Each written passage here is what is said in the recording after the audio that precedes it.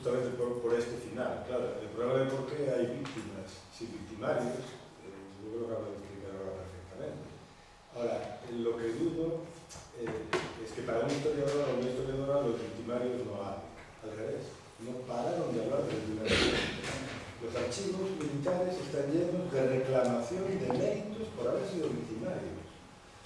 Los procesos militares, los juicios, han producido una cantidad de información tremenda. Lo que ocurre es que no hemos mirado hacia ella, por eso. No lo hemos mirado, evidentemente, y porque al final nos resulta mucho más cómodo leer a Laín Entralgo y creernos todo lo que dice, y a Dionisio Rigoberto y creernos todo lo que dice, y no mirar, como habéis hecho algunos, para nuestras propias familias. Porque a lo mejor lo que encontramos no es lo que esperamos, o peor todavía, sabemos lo que nos vamos a encontrar. Entonces no queremos buscarlo, porque sí que lo sabemos. El problema es justamente lo contrario, sabemos demasiado todo y nos cuesta mucho trabajo ponerlo blanco sobre negro. Sí. Tal vez es eso. Pero bueno, venía un poco al hilo de la intervención que tenéis aquí, ¿no? Pero te quería hacer otra pregunta, relativamente breve, porque esa también la tenía, por ejemplo, que es una pregunta y un cuestionamiento, ¿no? Es decir, en tu diccionario, que me parece muy útil y me lo copié entero, ¿no? Lo único que me parece es perseguir, curiosamente. ¿No? Me llama la atención, claro, pero me llama la atención por una razón, porque desde el bando católico, justamente es como utiliza, y es la posición fundamental, ¿no? La persecución religiosa, la persecución de los católicos. Entonces, curiosamente, bueno, lo digo en este sentido, ¿no? Que me resulta paradójico. Y luego una cuestión, porque haces una afirmación fuerte que yo sometería a duda, ¿no? Y coincido, bueno, por eso para mí lo que no lo he dicho, debería haberlo dicho antes, ¿no? He tomado notas porque la mejor forma de seguir un razonamiento que me interesa muchísimo, que me parece muy complejo y muy creativo, ¿no? Pero eso es una afirmación que me resulta, digamos, que habría que demostrar, ¿no? Y es esa identidad de todos los católicos y de todas las derechas, desde Falange a la Cena, que es mucha derecha.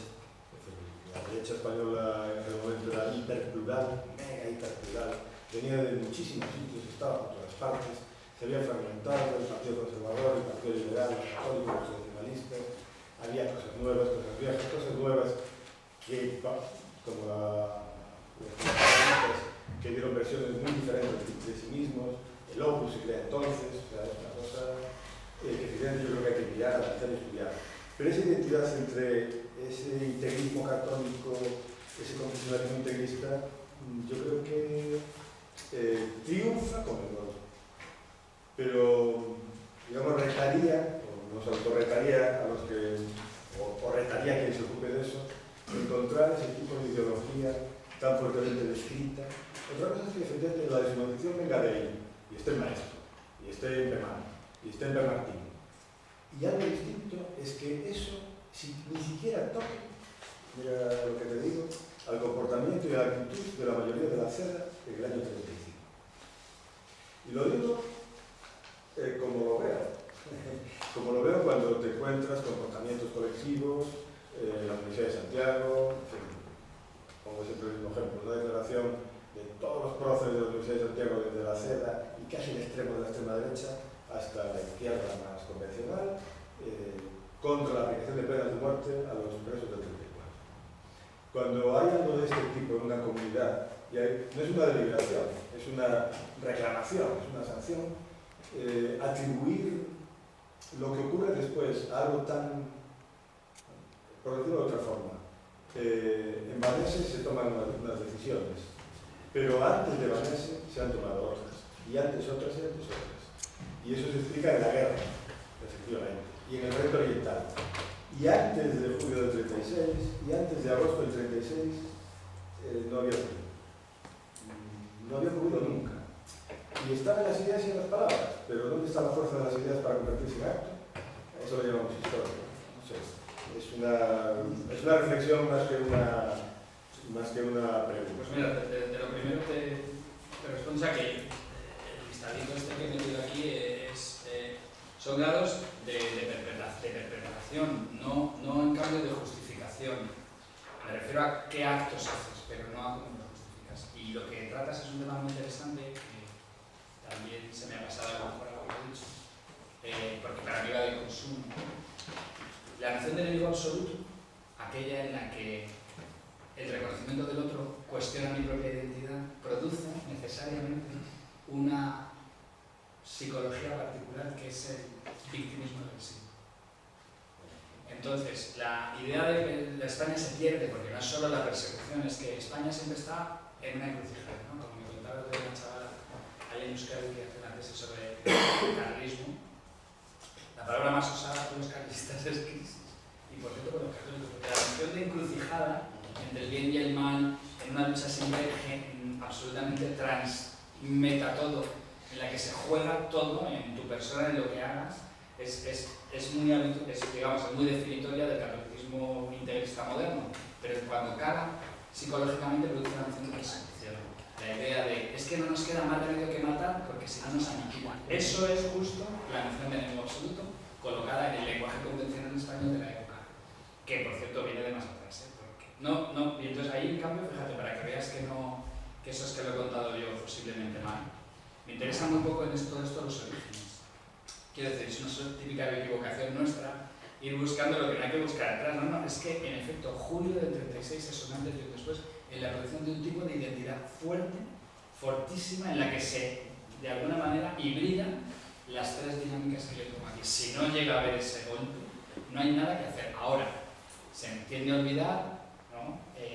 Que la clave de que ese golpe pasase a ser algo más que un golpe es la toma de Pamplona por los religiosos, por un grupo de civiles, con apoyo militar, pero esa socialización de una identidad que está ahí latente, la zona donde más fácil va a estar, es el paso siguiente para entonces ya poderse difundir al resto del Estado, o sea, del bando, ¿no?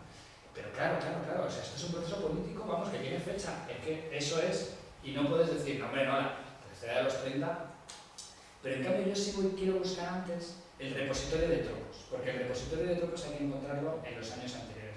En realidad no tanto, no solo en ese universo periodístico de andar por, digamos, de segundo plan, de segunda fila carlistón, sino en la actividad de los propagandistas civiles. Yo creo que ellos tienen en realidad la clave de los tropos, pero ellos no son los que los van a poder manejar. Los va a manejar cómo se viva la encrucijada de identidad de la gente cuando llega al golpe. Y entonces lo que le explica es el golpe, y la construcción de esas identidades, y no el que estén disponibles los. O sea que eso estaría más cosas. Miguel Ángel, perdón. Bueno. Perdón por el tuyo, No, yo creo que es la humedad que bueno, estamos en calefacción. Muchas gracias por lo que me han encantado. Un reto para mí seguirte, no tengo problema en reconocerlo. Te voy a hacer dos preguntas aclaratorias del contenido, ¿vale? Y luego, o sea, muy breve. Primero, hablas de tres lógicas sobre la guerra civil. La última era la Guerra Santa y las dos primeras eran la que daba... La guerra civil como tal, es decir, lo que solemos convencionalmente llamar lógica represiva de una guerra civil, y la segunda, la lógica de una conquista colonial civilizatoria. Me gusta utilizar esa palabrota tan larga porque no toda conquista es colonial, obviamente, pero luego lo de civilizatoria es la clave, pero si no metes lo colonial, bien, estás dejando fuera una cosa fundamental, y es que solo España y solo España, yo diría, en el siglo XX ha producido un conflicto en el que una parte de la población ha visto a otra como si fuese un sujeto colonial. Y ahí sí hay que mirar al pasado. Necesitamos, para entender eso bien, contar la historia de esa cosa llamada la Constitución española, ¿no? O el libro este de la Nación Imperial que acaba de publicar hace poco tiempo, no recordará su nombre, catalán. Las leyes especiales y el funcionamiento de la lógica colonial española durante el siglo XIX en una etapa ya de nación. Pero a ver, yo le doy la vuelta y le digo, no, pero el problema es al revés, es que es al revés, no es la nación imperial, es el imperio nacional. España es un imperio nacional en el siglo XIX. Y eso significa una cosa muy clara. Se hacen trasvases y transferencias constantes de métodos represivos de las colonias a la metrópoli y de la metrópoli a la colonia. Y vamos, por poner el ejemplo de mi pariente, el general Martínez Campos primero bombardea Cartagena y después acaba con la guerra en Cuba. Pero lo que aprende en Cuba es lo que se va a utilizar después para represaliar a los anarquistas a finales de... Entonces, eso, cuando salta a Marruecos, se especializa todavía más y se hace más. Pero lo que perdemos de vista si nos quedamos ahí es una cosa muy elemental. Ninguna potencia colonial decimonónica y de Pirineos del 20 aplica sobre su población las lógicas coloniales.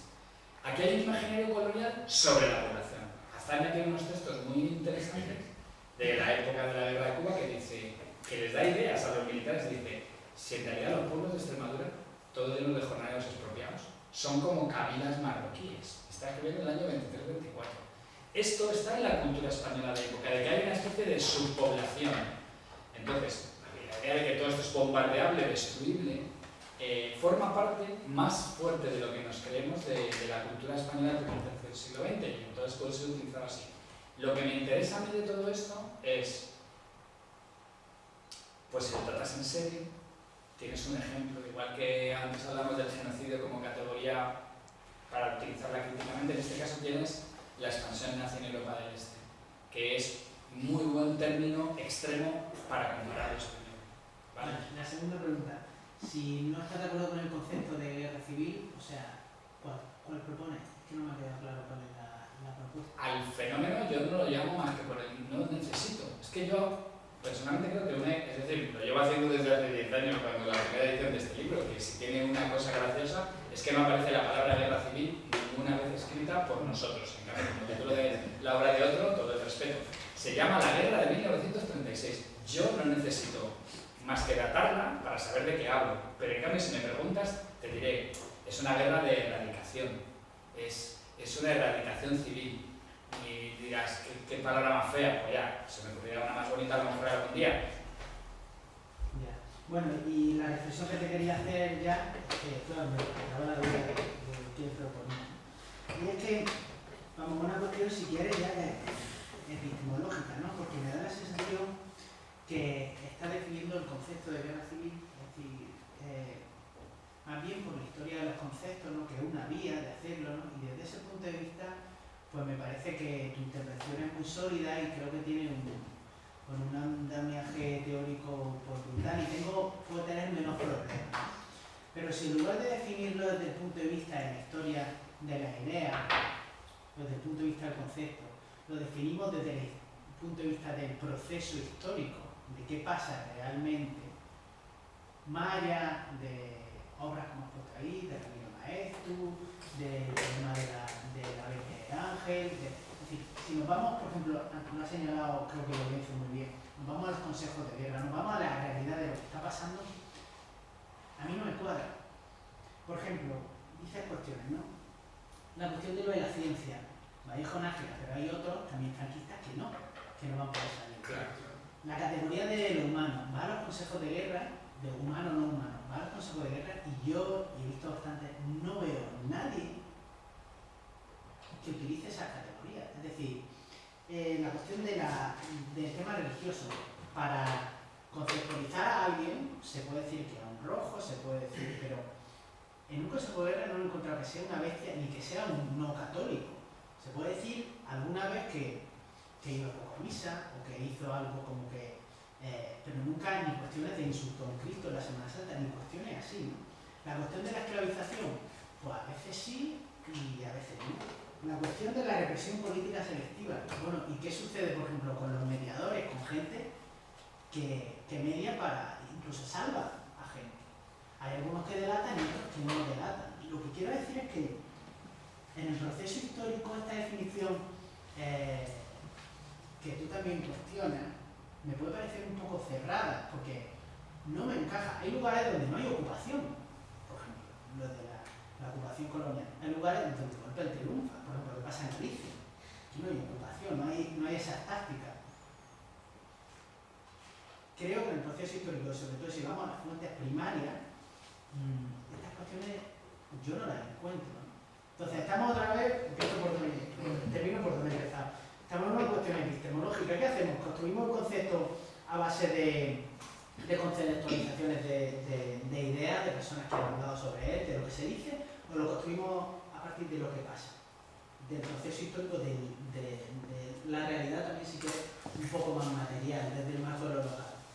A mí la verdad es que no tengo respuesta, ¿no? Pero bueno, hombre, pero te diré, primero te diré que yo no veo esa dicotomía, ¿vale? Que no la asumo, que yo no he presentado un resultado de investigación, sino que es un proyecto, pero te preguntaría yo a ti, ¿tú cómo explicas el robo de bebés si no es con algo que tenga que ver con la idea de una conversión forzosa de menores, de bebés, para quitarlos de manos de personas a las que se considera que no tienen ni siquiera los derechos a? Por ejemplo, en un consejo de guerra, ¿dónde colocas la deliberación? ¿Tú crees que en un consejo de guerra se delibera en torno de los fines? Esas personas están condenadas de antemano y solo se delibera qué se hace con ellas. Entonces, en un nivel menor, obviamente el discurso grande de las grandes categorías de el amigo, el enemigo y el enemigo absoluto es rarísimo que suceda. Pero en cambio sí es útil mi planteamiento, porque ahí lo que opera es una lógica de deliberación acerca de los fines, por cierto, de los medios, que una comparación que no se ha hecho para la que es útil mi esquema es comparar los tribunales populares, o sea, las checas, con los consejos de guerra. Porque la diferencia se ve ahí. En un tribunal popular, aunque sea fanático, integrista, comunista, todos los vecinos más pasados de rosca, todo lo de la CNT, se toman decisiones acerca de los fines. En un consejo de guerra, no. ¿Sabes por qué? Porque el procedimiento militar prevalece. Entonces, por ahí es por donde yo creo que el esquema es útil. Y no acepto que se me diga que es que no estoy trabajando en las cosas concretas, cuando justo mi intención es poder explicar, bueno, por ejemplo, la represión en las zonas en las que no hay ocupación. Eso no significa que el comportamiento de los militares en Valladolid no sea como si hubieran ocupado, porque de hecho la ciudad la ocupan sin resistencia, pero la ocupan. Y entonces operan como si estuvieran en Marruecos.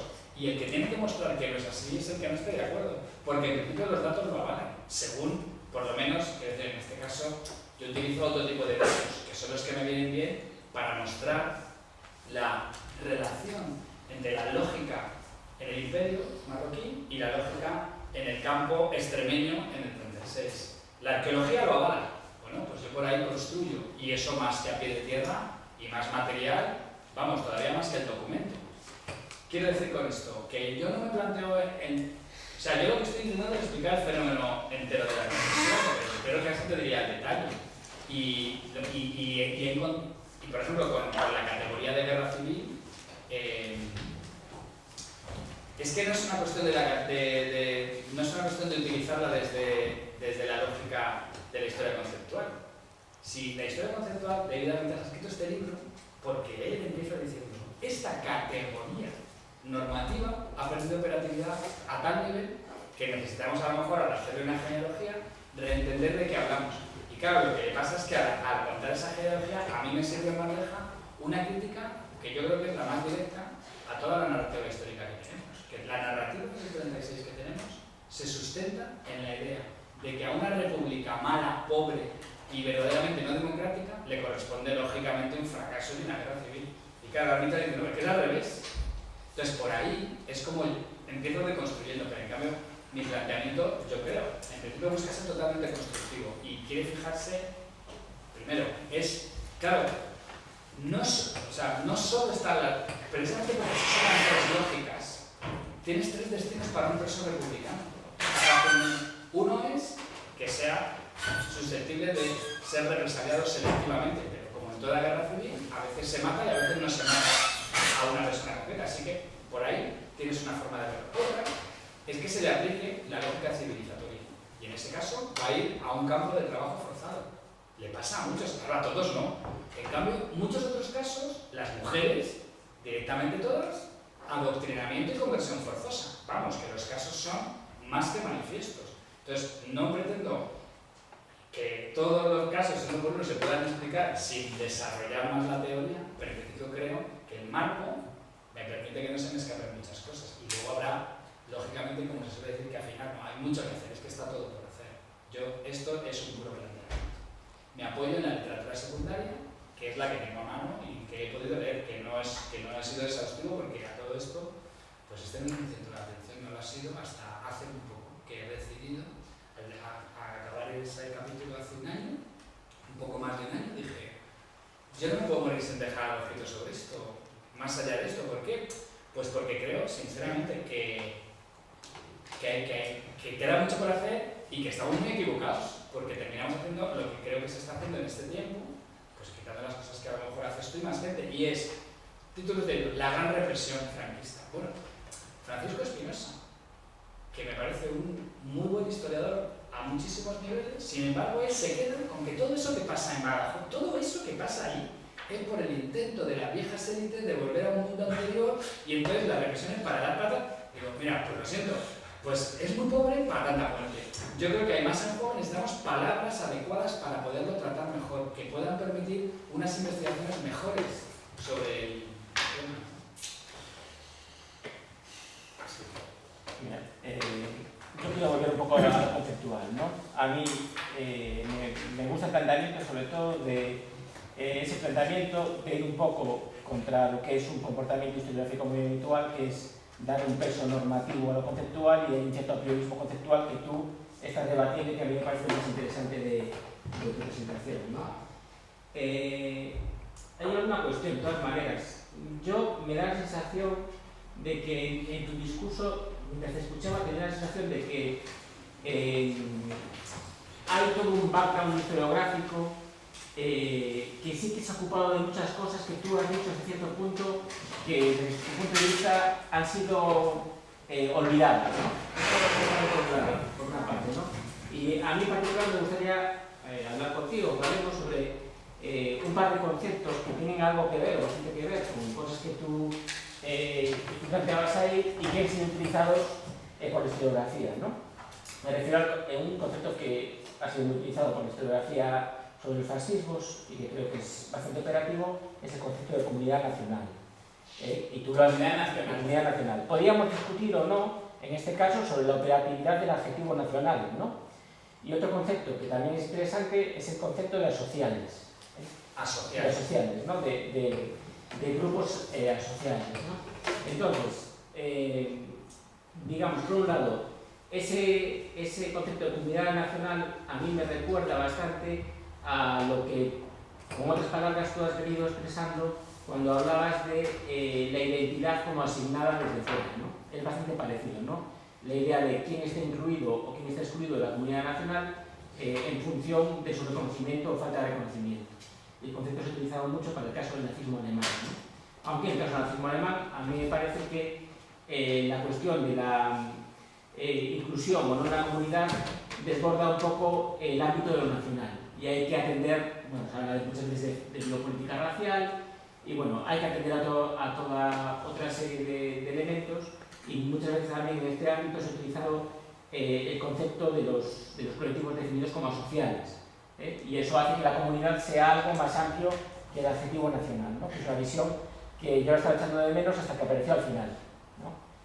Y me parece un concepto bastante operativo para lo que haces. Ahora, creo que ese mismo concepto de comunidad nacional también y no soy tampoco un experto en el tema, se ha utilizado para la guerra civil y se ha utilizado para el franquismo, y a mí me parece que es un concepto bastante operativo.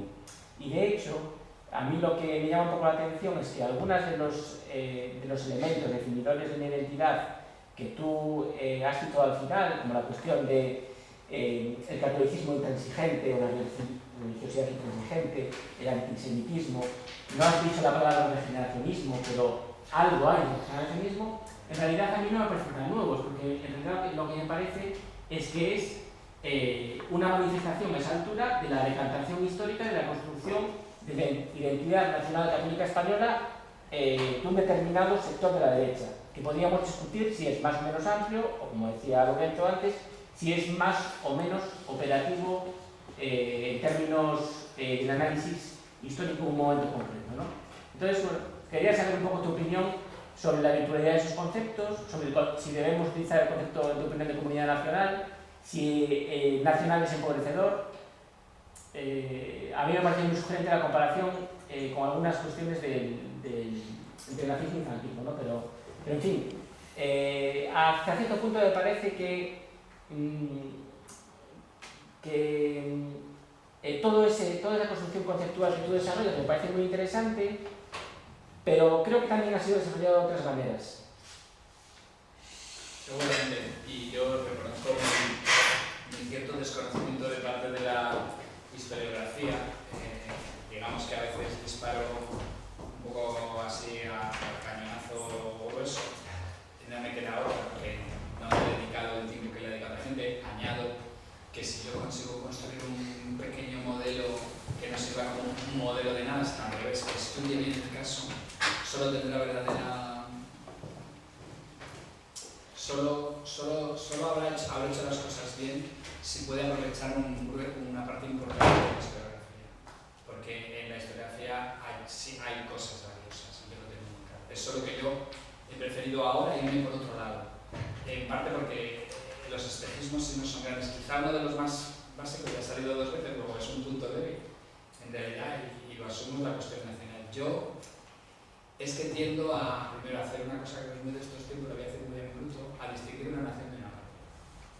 Y entonces no puedo colocar en los bandos contendientes de la guerra un imaginario semejante. Hay una diferencia clave entre uno y otro. Tiene claro que ver con la cuestión deliberativa acerca de los fines versus acerca de los medios. Es decir, el concepto de nación es un concepto antipolítico desde mi punto de vista, por mucho que pueda ser, y solo se vuelve político si tiene debajo un concepto de patria. Donde hay patria también puede haber nación, pero donde hay nación puede no haber patria. Para mí son puntos diferentes, aunque utilicemos las mismas palabras. Se ha usado poco para España, lo siento, pero yo sí lo veo cotidianamente, día a día en mi vida, pues no lo voy a ver para los años 30, que es modernidad. En el caso alemán todavía más, porque esa nación no solo es antipolítica y no patriótica, sino que encima racial. Y lo racial en ese caso está más allá, fíjate qué fuerte, y no más acá de lo nacional. Lo ario es más grande que lo alemán. En el caso español tienes lo mismo si colocas catolicismo. Catolicismo es metapolítica y es metanación, pero también en efecto puede ser nación. De hecho, se condensa la idea de anti-España, produce una noción de España, a su vez, claro, pero en esa noción de España el sustrato integrista católico es desbordante, porque católico es lo más elemental, significa universal. Y si hay una contradicción en la nación de la derecha española, todavía es una insalvabilidad entre dos extremos brutales. Una pretensión universalista y en cambio una hipertrofia de lo territorial fáctico del solar español heredado de Cuba, que es el de los Pirineos para acá, que no se toca. Entonces esa contradicción se reproduce en los años 30 de una manera excepcional casi, y en cambio tienes un nacionalismo republicano que es totalmente patriótico, que tiene un imaginario de nación, pero ¿cómo no lo va a tener? Pero no puedes colocar. Entonces yo prefiero, por eso en este caso, y reconozco que me llevo la cuestión porque reconozco que me ha dejado tanto por evitar que me contamine para poder pensar en cambio identidades que pueden ser infranacionales y en cambio otras supranacionales, dejando en términos un poco neutrales lo nacional. Y a lo mejor eso se nota en mi exposición como un punto débil, y lo es. Pero creo que tengo una posibilidad de luego recuperarlo y elaborarlo. Entonces, por ese lado, sé que ahora me lo voy a llevar bien metido en la memoria, y os lo agradezco a los dos, porque entiendo, pero es que yo tiendo a ver, ya te digo, tiendo a conectar nacional con patria y ciudadanía, por un lado, o bien con cultura, costumbre, etnia, y ya sin apurar religión, pero no. Y en cambio, a veces la religión está en todas partes, la cuestión es de qué manera esa religión. O sea, que el valor republicano está en católicos. Entonces, no. La cuestión no tiene que ver con la confesión, tiene que ver con qué imágenes fuertes construyes en torno de ellas, de qué comunidad estás hablando. Pero vamos, espero que con eso, o sea, veas que me interesa el asunto y que si no hay una respuesta en esa clave, es que el esquema está dejando un hueco que es un agujerón. Yo, sin embargo, es que creo que hay una hipertrofia de una forma de ver la guerra en la que se vuelve a hacer equidistancias. Por ese lado, y por eso es la que más seguro. Es mucho más fácil no tener equidistancia con un imaginario de clase respecto de la guerra, quiero decir, que tenerlo en cambio con la cuestión nacional, porque lo nacional es un término, categoría que lo que hace es homogeneizar realidad. Yo hasta que no he empezado a leer republicanismo no he entendido, y claro, de ahí me venía mi rechazo. Pues por hacerlo totalmente actual, y perdonad, y ya termino, no puede ser igual el nacionalismo español y el catalán por la sencilla razón de que Cataluña moviliza millones de personas por la intención de algo llamado el derecho a decidir, que es la tradición republicana aplicada y la cultura ciudadana. Esa ciudadanía yo no la he visto nunca en Extremadura. Entonces no puedo entender que se llame nacionalismo a las dos cosas porque hay diferencias cualitativas. Prefiero ver las diferencias y no las analogías, habiendo analogías. Entonces, si aplicamos hasta los años 30, pues el libro de Núñez Seixas a mí me parece que pierde esta cuestión de vista. No sé qué opináis los demás, pero la pierde de vista. No es lo mismo el nacionalismo de cada uno se toca en los. Entonces, ¿por qué lo llamamos a otros nacionalismos? Muy buena pregunta. Tenemos tiempo para una última pregunta y alguna respuesta.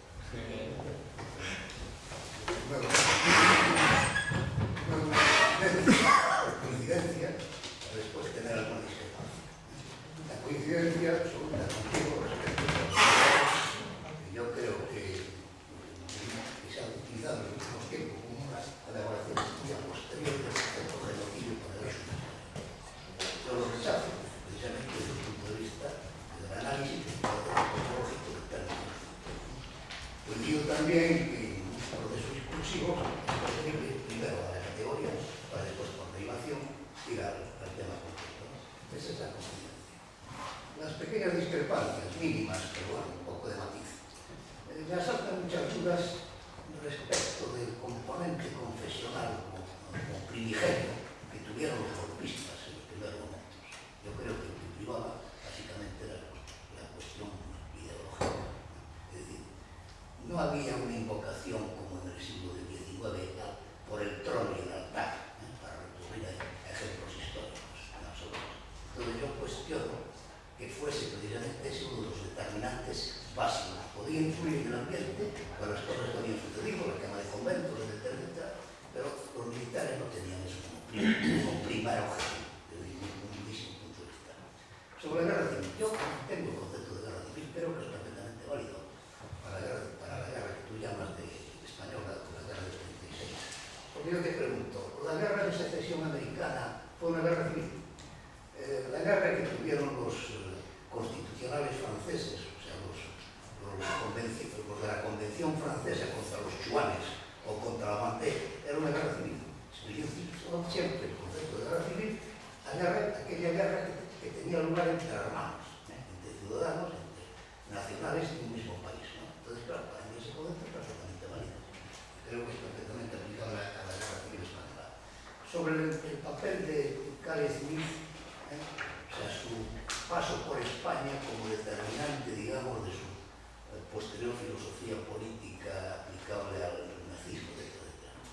Tengo serias dudas de que esa estaría limitada en el tiempo fuese tan determinante. Y bueno, después una pequeña referencia muy breve al concepto de esclavos. Se te ha olvidado la mención prístina más clara de lo que eran los esclavos. Esta aparece precisamente en el derecho romano. En el derecho romano los esclavos eran tres cosas.